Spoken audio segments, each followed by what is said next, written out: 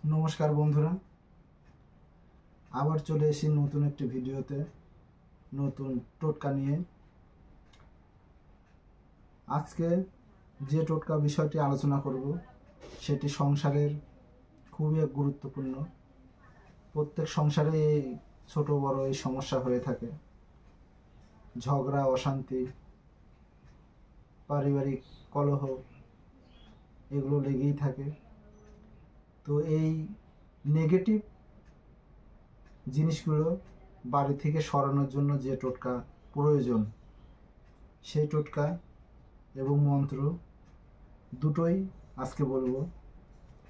যে মন্ত্র জপ করলে এবং যে টোটকা পালন করলে বাড়িতে থেকে নেগেটিভ যে মানুষের কুনজর, বদনজর, বিভিন্ন লোকের দৃষ্টি, হিংসা এগুলো থেকে মুক্তি পাওয়া যায়।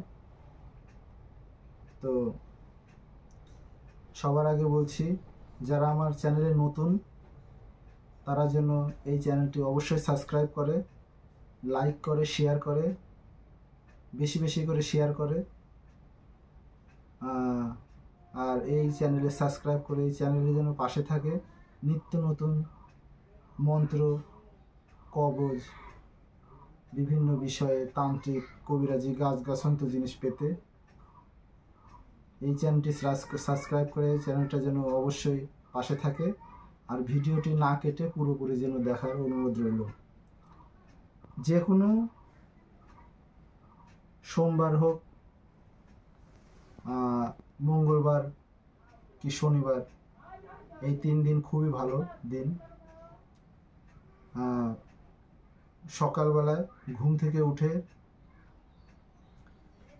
বাড়িতে যখন ঘর মোছা হয়, মেয়েরা, স্ত্রীরা যখন ঘর মোছে তখন কি করবেন, সেই জলের মধ্যে অল্প লবণ এবং কর্পূর সেই জলের মধ্যে মিশিয়ে সেই জল দিয়ে যেন গোটা ঘর মোছে। এতে কি হবে, বাড়ির নেগেটিভ এনার্জি দূরে যাবে। এবং মুছে স্নান দান করে ওম নমো ভগবতে বাসুদেবায়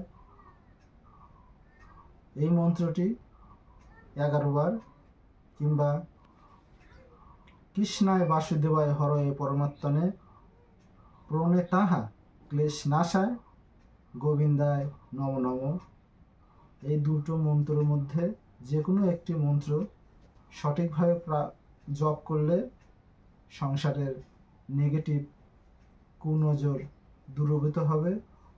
সংসারে অশান্তি, কলহ, ঝগড়া এগুলো থাকবে না। আর এই মন্ত্রটি যেন মনে মনে প্রত্যেক দিন ঘুম থেকে উঠে 11 বার জপ করে, তাহলে বিভিন্ন যে মানুষের সমস্যার সম্মুখীন হয় সেগুলো থেকে মুক্তি পাবে। আবার বলছি মন্ত্রটি, ওম নমো ভগবতে বাসুদেবায় কিংবা কৃষ্ণায় বাসুদেবায় হরয়ে পরমাত্মনে প্রণে তাহা ক্লেশ নাশায় গোবিন্দায় নম নম, এই দুটো মন্ত্রের মধ্যে যে কোনো একটি মন্ত্র জপ করলেই হবে। পুজোর সময়ও জপ করতে পারেন, কোনো অসুবিধা নেই। আর আমার চ্যানেলের পাশে থেকেও নিত্য নতুন ভিডিও পেতে আর চ্যানেলটি অবশ্যই সাবস্ক্রাইব করো, এই বলে শেষ করছি।